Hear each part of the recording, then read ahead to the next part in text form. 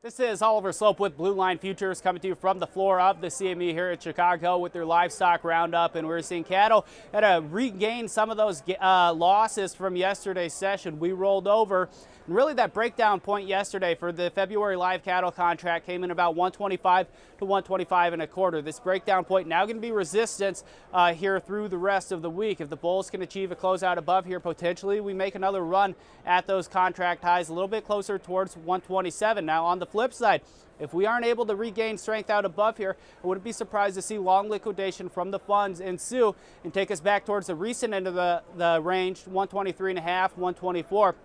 It's been phenomenal support here over the past several weeks. A break and close below there takes us probably a little bit closer to 120. A lot of people keeping a close eye on cash. Obviously, that has been on fire over the past several months.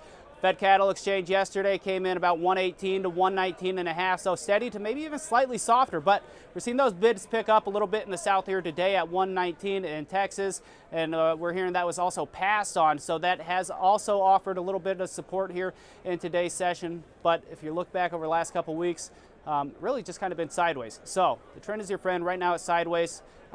Cash, if that starts to subside a little bit, I think the risk is to the downside, especially with the funds holding a net long position somewhere in the 80,000-90,000 contract area.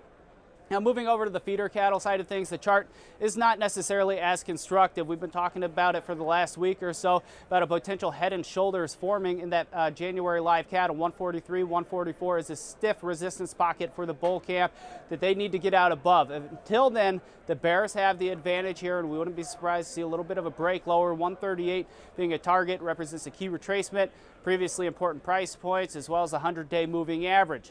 Now wrapping things up with the lean hogs. Lean hogs have been very choppy, picked up in volatility here over the last week, but again, still just kind of range bound between 66.50, 68.50, give or take. For the last 11 sessions, a breakout or a breakdown above or below those technical levels probably encourages another $4 to $5 in either direction, but right now it is just a choppy sideways trade.